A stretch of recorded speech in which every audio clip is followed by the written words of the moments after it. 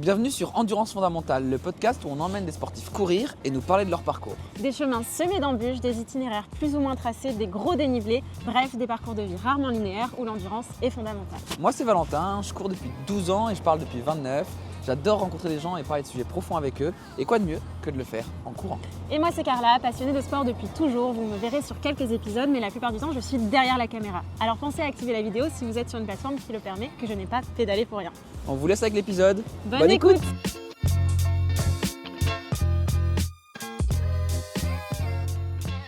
Bonjour à tous, bonjour à toutes, bienvenue dans cet épisode de Blabla Run, l'épisode où on parle de sujets divers et variés avec Carla qui est la co-autrice de ce podcast. Bonjour Carla. Voilà, hello Valentin. On s'est dit que les séances d'endurance fondamentale c'était lent, c'est long, donc on va en profiter pour se poser des questions profondes sur la vie. Donc comme ça, vous pouvez vous aussi vous poser ces mêmes questions en courant vos séances d'EF. Et est-ce que tu veux commencer ou est-ce que tu commences? Écoute, j'ai une question que j'ai en tête et que je risque d'oublier si je te la pose pas maintenant. Donc autant profiter de ça pour commencer. Ok. Est-ce que le rythme te va bien? Est-ce qu'on peut parler tranquillement à ce rythme? On peut parler tranquillement. Écoute, si je suis essoufflée, on ralentit. Ok, alors je vais te poser une question et je vous invite à faire l'exercice chez vous et à réfléchir à ce que vous répondriez à la place de Carla si on vous posait la question. Carla, est-ce que tu penses être la personne que tu aurais aimé avoir quand tu avais 10 ans? Waouh.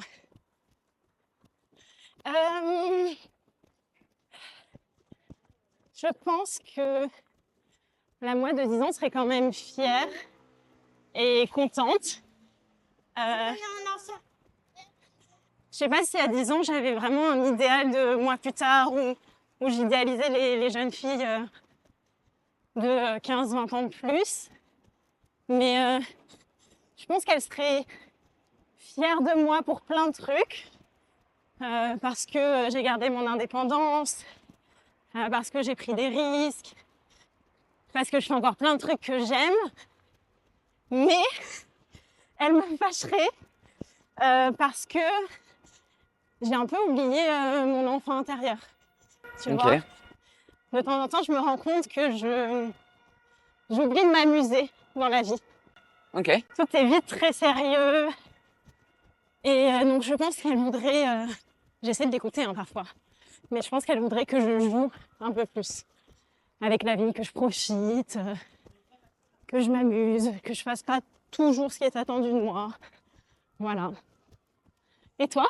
C'est dur de répondre à cette question parce que déjà j'ai réfléchi à la question environ 3 minutes avant qu'on parte courir, donc forcément j'ai pas moi-même répondu à la réponse que je voulais y apporter.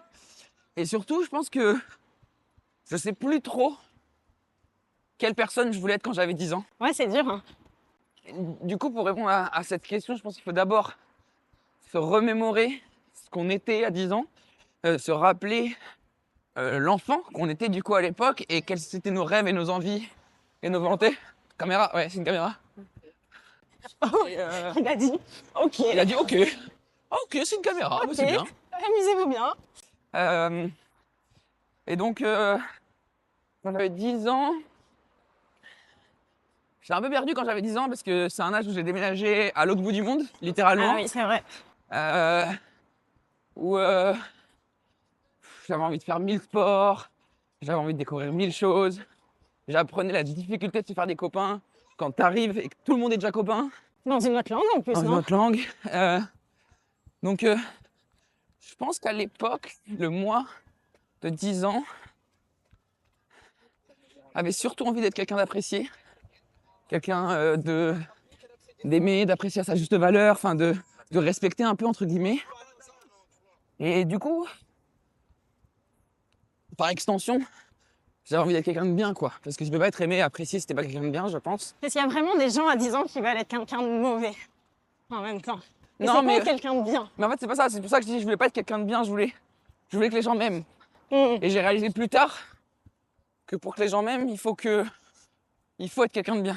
Tu vas pas être quelqu'un de mal et que fondamentalement les gens t'aiment bien, tu vois. Non, a priori pas. Bref, et du coup, je pense que globalement, je pense avoir réussi ça. Je pense qu'il y a forcément des gens dans ce monde qui diront pas ça, mais Ouais, je suis assez, je C'est suis rouge, assez c'est en rouge, paix. c'est rouge. Je suis assez en paix avec moi-même. Puis, c'est bon. Oui, je suis très en paix avec moi-même sur le sujet, je pense. Faire globalement le bien autour de moi, je pense être globalement quelqu'un à l'écoute, qui partage, qui échange. Donc je pense que l'enfant de, l'enfant de 10 ans a eu au moins une partie de ses vœux exaucés, ouais, je pense. Ouais. Après, c'est normal qu'on n'évolue pas nécessairement dans le sens qu'on avait prévu quand on était gamin, parce que C'est sûr. plein de paramètres qu'on n'avait pas pris en compte, quoi. Ok, C'est d'accord. à moi, Ouais, je t'écoute. Là, j'ai je peur. reprends mon tel, j'ai une liste. C'est-à-dire Mais longue, qu'elle l'a regardez préparé, ça. moi, j'ai pas préparé. Il y a on est aux antipodes de la préparation. Ouais, ouais. Décris-nous ta safe place. Ouah, c'est très dur comme question. C'est très compliqué parce que, à l'inverse de beaucoup de monde, j'ai pas d'endroit particulier dans ce monde où je sais que je suis safe. Je suis à la fois safe partout et à la fois safe nulle part. Du coup, ma safe place, elle est pas physique. Je dirais que ma safe place, elle est plutôt mentale. Mhm. Et l'avantage que j'ai, c'est que je peux un peu À construire. la construire, enfin, la mettre en place partout. Et ça, c'est une vraie force. J'en suis relativement fier. Mais du coup, ma safe place, comment je pourrais la décrire? Euh, Moi, je suis très attaché à la notion de bonheur, déjà. Euh, donc, je pense que je peux pas être dans une safe place si moi-même je suis pas heureux, Ouais. fondamentalement, à l'instant T. Mais est-ce que c'est pas ta safe place qui te rend heureux? Si, du coup, c'est paradoxal ce que je raconte, mais en même temps. Genre, qu'est-ce qui dépend de quoi? Est-ce que c'est la safe place qui dépend de ton bonheur ou est-ce que ton bonheur dépend de ta safe place? Je pense que ma safe place dépend de mon bonheur. Ah ouais, ok. Je pense que j'ai pas besoin, ou alors je le fais sans m'en rendre compte, mais j'ai pas besoin d'avoir d'endroit ou de moment pour me rassurer. Ouais. Pour être safe, en fait. Je pense que j'ai, heureusement pour moi, suffisamment confiance en moi, suffisamment sûr de ce que j'ai, de ce que je sais faire, pour toujours être capable d'avancer quoi qu'il arrive. Ouais. En revanche, il y a des moments dans ma vie où je me dis pas, ouah, ça il faut que j'améliore, ça il faut que je change, ça il faut machin. Et la plupart du temps, je me dis toujours, ah, ça j'aimerais bien améliorer, ça j'aimerais bien changer. Et là, je suis pas safe en fait. Ouais. Alors que quand je me pose pas ces questions-là, là, je suis safe. Ok. Donc, je pense que pour arriver à cet état-là, faut que je sois heureux, faut que je fasse des choses que j'aime, faut que je sois en paix avec ce que je fasse. Et ça, des fois, c'est très très dur. Ouais. Donc, voilà, je dirais que c'est ça ma safe place. Mais heureusement, finalement, ta safe place, tu la construis. C'est plus simple de la construire où tu sois que d'être dépendant d'un truc bien précis. 100% d'accord avec toi. Et je vais te retourner la question avec une petite idée de où c'est. Ah ouais? Tu penses qu'il y a un lieu pour moi? Ouais. Attendez, je peux le dire Vas-y, genre, dis-le, dis-le, chut, je recule, vas-y, avance, avance, avance. La safe place de Carla, c'est un point bien précis de la dune du Pilar. Bon, s'il a trouvé, tu gagnes quoi? Un café. Super. Et si t'as pas trouvé, je gagne 100 €. Ah oui, d'accord. Ça te va? En même temps, ça veut dire que j'ai trouvé du coup. Ma safe place. Ma safe place. Genre la localisation. Je dirais que c'est en haut de la dune du Pilat. Ok, t'as gagné un café. Ouais, je sais pas, il y a des endroits comme ça où tu te sens particulièrement bien, serein, apaisé, à ta place. Je sais pas comment expliquer, je trouve que ça, tu le retrouves à plusieurs endroits. Ok. Mais pour le coup, ça fait toujours effet quand j'arrive en haut de la dune du Pilat. Dans mon petit spot secret de la dune du Pilat, évidemment, il y a un effet immédiat de... Je me sens en paix. Genre vraiment, je me sens en paix. Ok. Qu'il pleuve, qu'il vente, qu'il y ait un coucher de soleil ou qu'on boive parce qu'il y a trop de nuages, je me sens vraiment bien. Ok. Mais bon, j'habite plus à Bordeaux et je suis quand même assez loin de la dune du Pilat maintenant. Donc j'essaie de me la recréer. Comme toi, un petit peu partout où je vais. C'est pas facile, mais pour moi, ça passe beaucoup par les habitudes. Donc d'avoir mes petites habitudes, mes petits commerçants, des endroits où je vais faire du sport, des amis aussi. Je pense que ça, c'est l'un des trucs les plus durs que j'ai eu à vivre quand je suis arrivée à Paris, c'est que moi, je connaissais pas grand monde ici. Et donc d'être dans une ville qui a priori te plaît pas, avec personne autour de toi pour juste relâcher cette frustration et découvrir Paris comme on le fait là, où là, tu vois, on est en train de courir sur les quais, je me dis, putain, elle est belle cette ville. Hein. Mmh. Et Eh ben, ouais. ça, quand t'es tout seul et que, par conséquent, tu restes un petit peu chez toi, un petit peu plus, c'est dur de le voir. Donc j'essaie de me la construire. Mais ouais, ma safe place physique, clairement, c'est le haut de la dune du Pilat. Si vous voulez mon spot secret, mettez un petit commentaire, je vous l'enverrai en DM. Mais c'est vraiment un spot à respecter. Parce qu'il a deux doigts de s'écrouler. D'accord. Voilà. Très bien, très intéressant, comment dirais-je. Je trouve ça intéressant la réflexion autour de la safe place parce que c'est un peu comme... Enfin, il y a plein de choses comme ça où la définition, elle sera complètement différente en fonction des personnes. Ouais. Et je trouve ça hyper intéressant parce que ça montre bien à quel point notre monde est divers et varié. Divers et varié plutôt. Et que chacun est vraiment unique en fait. Et c'est vraiment ça sur quoi je vais accentuer. C'est on est chacun hyper unique, hyper différents les uns des autres. Et en même temps, on finit toujours par avoir des ressemblances quand même. Bah oui. Donc bref, c'est une réflexion qui va dans ce sens-là. Je vais changer de main. Je change de côté. Et donc oui, par extension. Et hop. On Je vais pas vous mentir, la caméra est pas très lourde, mais mine de rien, essayer de la garder stable n'est pas si simple que ça. On en profite pour dire à ceux qui nous écoutent sur les plateformes de streaming pur et dur que nous sommes aussi présents bien évidemment sur YouTube et sur les divers réseaux sociaux. Retrouver des contenus exclusifs là-bas, c'est intéressant aussi. Absolument. C'est à moi de poser une question. Je crois. Très bien, donc là je vais improviser parce que j'ai une troisième question mais que je vais te poser après. Et du coup ma deuxième question je l'improvise en fonction des lieux, enfin en fonction du lieu où on est actuellement à Paris le long des quais en train de courir. Oui. Et À côté de Notre-Dame, exactement. tout à fait. Et tu m'as confié que tu avais mis du temps à apprendre à apprécier Paris. Ouais. Je voudrais que tu nous parles du processus qui a été tien d'appréhension de la ville de Paris. Waouh.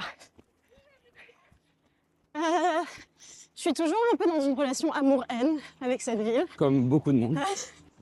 Mais en fait, moi j'ai grandi en région bordelaise et j'ai un tempérament, une personnalité qui fait que j'aime bien quand les choses vont lentement dans le rythme de vie. Et donc, dans la course à pied aussi. Là, en l'occurrence, oui. Et dans la course à pied. Et donc, forcément, Paris, ça vient un petit peu clasher ce mode de vie-là que moi je prône et que je préfère.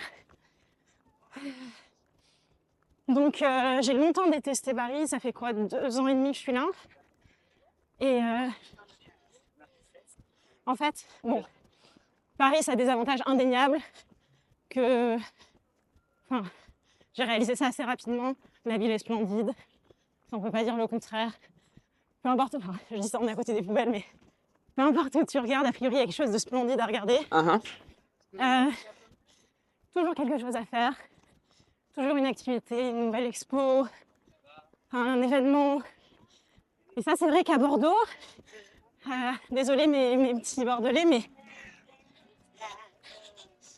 petite interlude musicale, à Bordeaux, on est assez limité. Il y a peu de musées, les expos, elles tournent pas fréquemment. Donc ça, c'est une des parties de Paris que j'apprécie beaucoup. Et en fait, je trouve que vraiment ce qui m'emmerde avec Paris, pour parler crûment, c'est que il y a trop de monde, ça va trop vite, les gens ne sourient pas. Là, on est en train de courir sur les quais, j'ai pas vu une personne sourire. Alors qu'on a de quoi faire sourire. Alors qu'on est plutôt sympa, souriant nous-mêmes. Mais voilà, tout va très vite, on prend le temps de rien, on prend pas le temps de marcher, de profiter. Donc ça, c'est encore un peu pesant.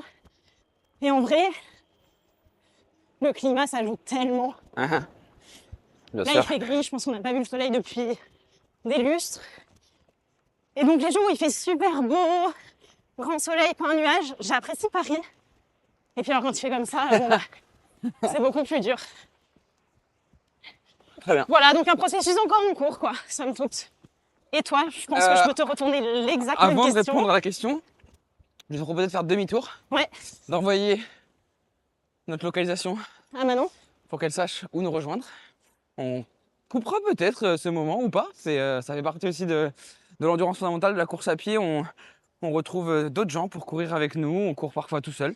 Moi, par exemple, cette semaine, j'ai eu la chance de courir exclusivement avec des personnes. J'ai fait plus de 100 bornes dans la semaine, jamais tout seul.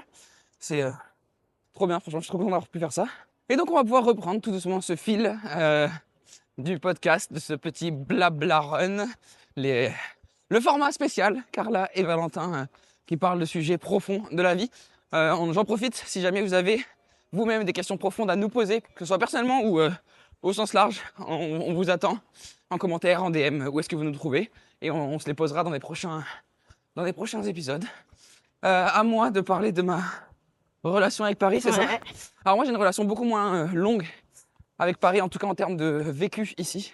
Moi il faut savoir que depuis, allez, 5-6 ans, depuis 5-6 ans je passe beaucoup par Paris, mais je ne fais qu'y passer. Et pour être sincère, à raison. Je m'y suis installé depuis 8 mois maintenant, on va dire depuis 1 an, où je vis à Paris, mais mon métier me permet, et je dis bien me permet, de partir de Paris souvent, et pendant de périodes assez longues. Je ne serais pas venu à Paris s'il n'y avait pas eu les Jeux Olympiques, très honnêtement.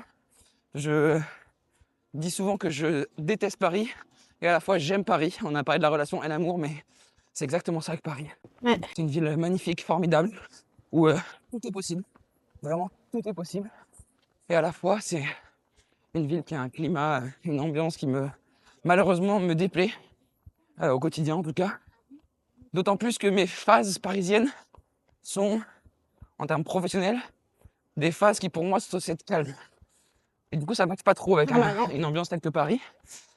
En revanche, je peux dire que j'ai eu la chance extrême de connaître Paris sous bannière olympique. Et c'est le plus beau Paris qui ait jamais existé. C'est clair. Et rien que pour ça, je suis content d'être venu habiter à Paris. Rien que pour ça, je suis content d'avoir fait le choix de m'installer à Paris pendant quelques temps, parce que Paris sous bannière olympique, c'était un havre de Paris incroyable. Ah ouais, c'était...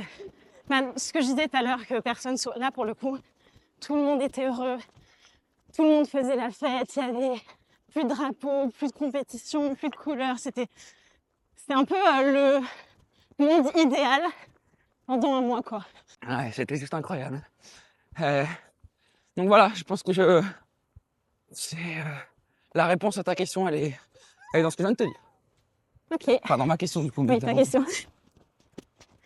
Ok. On part sur une dernière question chacun, ça te va comme ça? Ouais. Parce que après, moi, j'en ai plus, donc... Alors, je vais bien la choisir.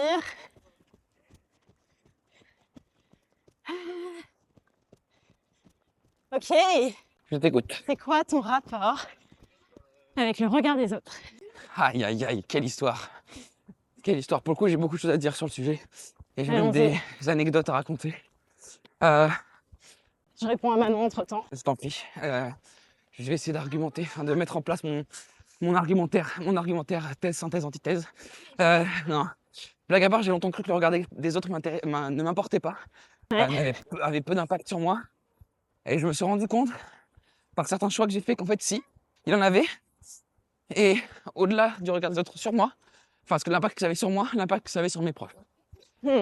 Donc moi, pour ceux qui savent ou pas, j'ai lancé une chaîne YouTube il y a une petite dizaine d'années maintenant, où je parlais de voyage, de vie en van, de partage, d'aventure, enfin bref, de plein de sujets très intéressants à mes yeux. Et au moment où je l'ai fait, j'étais étudiant en école d'ingénieur à Rennes, l'INSA. Ça parlera peut-être à certaines personnes. Et ben, j'ai reçu beaucoup de moqueries. Beaucoup de moqueries de la part des étudiants, ouais, des collègues en fait. Certains se reconnaîtront sans problème, je pense, s'ils écoutent ce podcast. Et je suis persuadé qu'ils l'écouteront. Et c'est là où je vais en venir juste après. Ouais. Et donc ça m'a beaucoup atteint. Pas tant personnellement, mais surtout sur mon entourage. Ma copine de l'époque n'arrivait pas à comprendre. Comprendre quoi? Ce que tu faisais? Ouais, pourquoi je le faisais. Et en fait, les commentaires, les remarques de ces personnes-là avaient un impact sur elles. Et donc, par extension sur moi, évidemment. Donc voilà, j'ai eu beaucoup de mal à gérer ça. Mais en fait, ça m'a juste tout simplement beaucoup appris. Parce que j'ai réalisé plusieurs années après, ces mêmes personnes venaient me demander des conseils, venaient me demander mon avis. Alors qu'elles, comment dirais-je? Qu'à la base, Avec- elle se moquait de ça, quoi. Exactement. Et en fait, c'est des personnes qui se sont rendues compte que j'avais juste eu un projet qui me faisait vibrer et que je l'avais suivi. Et que ça, en fait, ça tend à la jalousie. On voit Manon qui arrive au loin. Ouais! Et donc, ça m'a appris une leçon assez importante. Et aujourd'hui, pour le coup, c'est beaucoup plus simple de gérer le regard des autres parce qu'en fait, j'ai appris que peu importe ce que pensent les gens, ce qui compte, c'est de suivre ses rêves et d'y aller à fond. Et ce qui compte, en fait, c'est ce que tu penses toi et toi uniquement. Ouais. Et toi, Carla, quel est ton rapport avec le regard des autres? Ben, ce serait mentir que de dire que je m'en fiche, mais je le prends de moins en moins en compte, disons. Donc, on a des photographes. Là, tu vois ce qu'on fait, juste de courir sur les quais avec plein de monde et une caméra à la main. Ouais. J'aurais été incapable de le faire il y a quelques années. Et là, je me suis fait la remarque tout à l'heure, parce que pendant que tu parles, moi, je regarde un petit peu autour. Ouais. Effectivement, ben, les gens sont intrigués et nous regardent. Et j'ai Ok. réalisé qu'en fait, j'en avais vraiment rien à faire, là, tout de suite. Ouais. Mais ça aurait été complètement différent il y a quelques années. Donc, je pense que c'est un travail en cours. C'est un travail qui demande du temps. Ouais. Mais ben, depuis que j'ai commencé à m'exposer, entre gros guillemets, je vais me faire écraser par un vélo là, à m'exposer sur les réseaux sociaux, c'est de plus en plus simple. Parce que ben, j'ai vécu les moqueries, j'ai vécu les commentaires insultants. Donc maintenant, entre guillemets, ben, j'ai un peu créé cette armure de on m'a déjà attaqué, j'ai eu des commentaires pires que le tien. Donc vas-y, try me quoi. Ouais. Ouais. Mais évidemment que enfin, c'est jamais plaisant de recevoir une attaque gratuite d'un inconnu sur internet. Donc je pense que c'est un travail d'une vie entière. Ouais, je Mais confirme. il y a du progrès. Moi, je te rejoins à 100% sur le. En fait, pour le coup, je pense que c'est un côté très positif des réseaux sociaux. Pour toutes les personnes qui ont un peu de manque de confiance en elles, qui ont, enfin, voilà, qui ont besoin un peu de s'affirmer, etc. Je pense que ça peut être quitte ou double, malheureusement. Ah ouais. Mais par contre, ça peut être quitte. Enfin, ça peut être double, pardon. Encore. Et du coup, enfin, en tout cas, moi, ça a été le cas, je sens que toi aussi. Vraiment, moi, ça m'a permis de me rendre compte que, mais en fait, comme tu dis, try me, enfin, j'en ai rien à faire.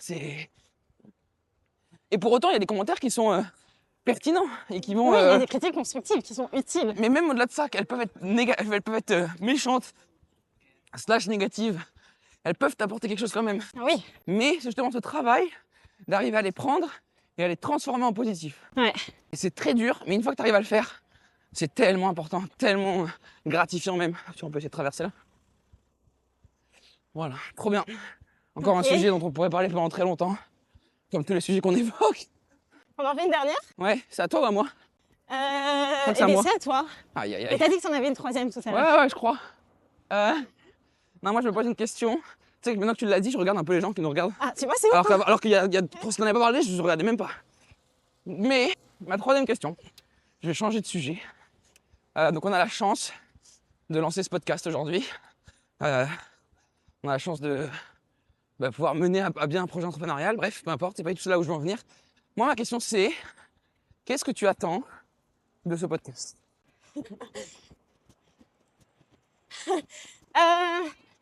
Ben, tu vois, la première question, on parlait de la petite Carla de 10 ans. Et que je te disais qu'elle aimerait que je fasse plus de trucs juste pour le kiff. Bah ça, c'est un peu le cas. Ok. Genre, la motivation première, c'est de kiffer.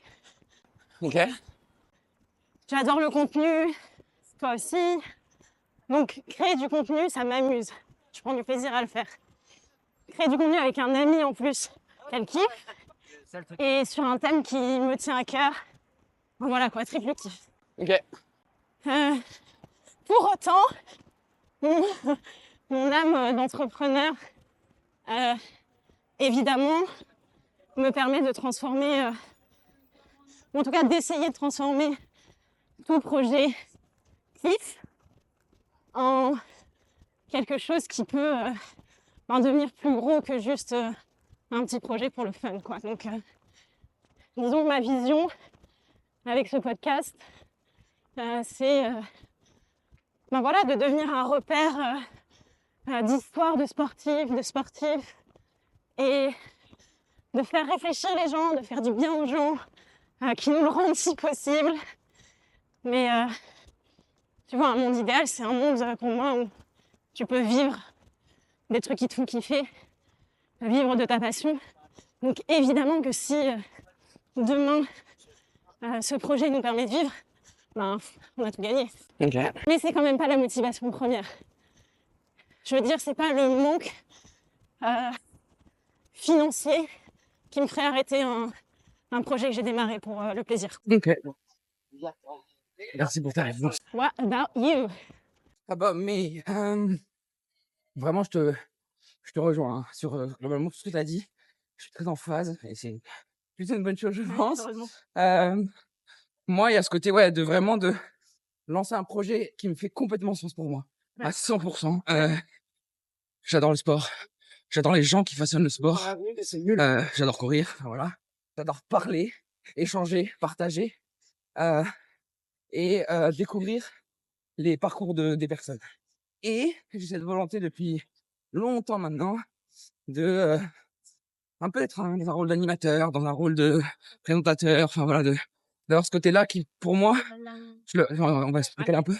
Pour moi, je le ramène à mes années de théâtre, qui ont été importantes dans ma vie. Du théâtre. Ouais. Et que j'ai adoré. Hein. J'ai eu 20 à l'option bac au théâtre. Enfin voilà, j'étais vraiment passionné de théâtre. Ma mère pourra témoigner. Quelle star. Et du coup, quand j'ai lancé YouTube, c'était ça. Quand j'ai continué sur les réseaux sociaux, c'était ça. Là, aujourd'hui, avec le podcast, c'est un peu ça. C'est de montrer que c'est ma façon à moi d'être créatif et imaginatif. Et on a besoin de créativité et d'imagination dans notre monde, dans notre quotidien. Donc moi, il y a vraiment ça qui est très, très important. Et c'est un projet que je suis très content de faire avec toi parce que c'est toi qui es venu à l'initiative de ce projet. On l'a construit ensemble derrière, évidemment. Ouais. Mais l'idée, elle vient de toi. C'est toi qui es venu vers moi. Donc, il y a un côté où je me dis, quelqu'un que j'apprécie et que je respecte, et je trouve pas le mot que je veux dire, mais enfin, vraiment, ouais, il y a un peu d'admiration dans ce que tu fais. Viens vers moi pour me demander de faire un projet avec elle. Et ben, c'est hyper gratifiant, tu vois. Ouais. Et du coup, il y a cette deuxième partie qui est hyper importante. Et enfin, la troisième partie, comme tu l'as dit, il faut pas s'en cacher non plus. Moi, au-delà du financier, au-delà d'en vivre, si c'est qu'un jour, waouh, génial. Moi, il y a ce côté, on en a parlé de ça hier. Si demain je peux être en train de courir à côté de sportifs, de personnalités, de gens qui m'inspirent et qui me drive depuis que je suis gamin, et parler avec eux simplement comme on parle toi et moi. Et puis le lendemain, parler avec toi et avoir le même moment, mais entre nous, bah putain, je signe tous les jours en fait. Ouais, parce que c'est exactement des choses qui me font vibrer. C'est exactement la définition, la description de choses où je me dis, putain, là, je serais heureux. Ouais. Merci d'avoir posé cette question parce que je trouve que c'est chouette aussi de l'avoir enregistré là, alors que on a commencé à enregistrer hier notre premier épisode, parce que je suis sûre qu'on sera hyper ravis de re-regarder ça dans quelques années, en tout cas je nous le souhaite. C'est clair. Donc merci pour cette question. C'est la seule question que j'ai préparée pour information. Est-ce que tu veux me poser la dernière question, Carl? On est à 30 minutes pour info. Ok. Est-ce que tu as une question courte, par exemple, pour éviter que les gens qui font une sortie EF de 40 minutes n'aillent pas trop loin au-delà de leur sortie EF? Ok, une question courte. Demain... Tout commence. Non, pas ça. Non, c'est pas ça. Demain, tu gagnes au loto, à l'euro million, peu importe. Tu gagnes une énorme somme d'argent. Ouais. C'est quoi la première chose que tu t'offres à toi? Donc, pas un don, pas un cadeau à quelqu'un d'autre, genre le premier truc que tu achètes pour toi. Alors, tu sais qu'on a déjà... On se l'est déjà posé? pas toi et moi, je crois pas. Je sais plus. Mais j'ai ma réponse. Vas-y. Excuse-moi, c'est un gros truc, hein. Mais je m'offre un appart en plein cœur de Paris. Pourquoi un appart en plein cœur de Paris et pourquoi Paris? Paris Un appart. Pourquoi Paris? Parce que dans mon boulot, c'est très important et c'est trop bien d'avoir un point de chute à Paris. Ouais. Si l'appart, je le loue, c'est une dépense mensuelle qui est compliquée à gérer. Il faut tous les mois sortir une somme. Si l'appart, il m'appartient, j'y vais pas, ça change rien. Et du coup, j'enlève un des rares soucis de tracas que j'ai dans ma tête, d'avoir un point fixe où travailler à Paris. Voilà. Ok. Donc c'est une réponse courte, Je suis assez étonnée. mais en fait, j'ai la chance aujourd'hui d'avoir besoin de rien dans ma vie. Et quand on gagne une énorme somme au loto, même un appart à 3 millions d'euros, Ouais. et en fait ça représente quoi, 3% de la somme que tu as gagnée. Ouais. Donc c'est pas tant que ça. Et par contre, ça fait une facilite grosse différence. tout le quotidien. Ouais. Bon après, quand tu as gagné 100 millions d'euros, le quotidien c'est un peu Ouais. intelligent et des facilités, hein, mais voilà. Ok. Et toi? Bah moi c'est simple parce que vu que je pose souvent cette question aux gens, j'ai ma réponse. Mais moi je m'offre genre le meilleur resto du monde. Ah, la gastronomie. Et j'y vais toute seule parce que bon, bah, la règle c'est tu t'offres à toi et à personne d'autre. Donc je me fais le meilleur 3 étoiles Michelin de la planète. Toute seule. Menu dégustation, accord mes vins. Voilà. On n'est pas sur le même montant de cadeaux entre toi et moi. Non, mais- non, c'est un peu moins cher, effectivement. Mais peut-être que le deuxième truc que je m'offre, c'est un appart quelque part. Sur la ligne du Pilat. Bon, Ouais, à ton spot préféré. Trop bien. voilà. Ok, bah écoute, merci pour cette réponse. Je pense qu'on va 35 minutes de podcast à peu près. Est-ce qu'on marcherait pas pour faire cette intro? Allez, on a fait 5 km. On a fait 5 Tout km tranquille. en 35 minutes. Et puis il se met à pleuvoir, évidemment. On finit avec la pluie sur les quais de Paris. Une des plus belles villes du monde quand même, hein, rappelons-le. Merci Carla. Merci à toi. On se retrouve C'était trop chouette. la semaine prochaine pour le prochain Ouais. Blabla Run. A Alors, la semaine priori. prochaine pour eux, mais sûrement avant pour nous. Ouais. Ou sûrement après pour nous en l'occurrence. Ouais. C'est quoi, qu'est-ce It's qu'on a dit pour la wrap. fin? It's a wrap, it's okay, It's a it's wrap. finished. Allez. À bientôt.